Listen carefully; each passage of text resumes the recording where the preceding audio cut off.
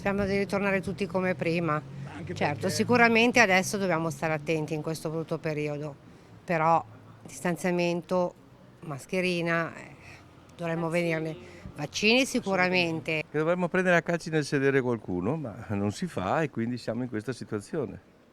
Chi nello Chi, specifico? chi non si è vaccinato, chi non mette la mascherina, chi non rispetta le regole elementari che ci sono per evitare il Covid e ci sono tantissime persone che non lo fanno. Sono in attesa della terza dose, quindi lei pensi quanto male fa vedere che la gente non rispetta e non vuole vaccinarsi e vuole il Green Pass, magari anche falso. Devo dire che bisogna studiare altre strategie perché c'è una parte che sembra incomprimibile di persone che sono resistenti.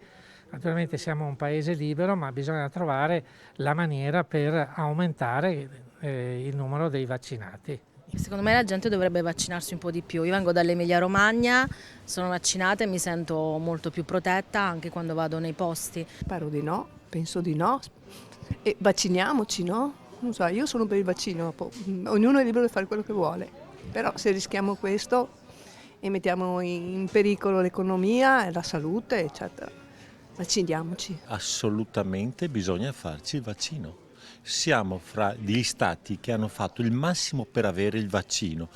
Lo diamo gratuitamente al popolo. Non capisco perché non vogliono farlo. E poi vorrebbero anche essere curati gratuitamente in ospedale.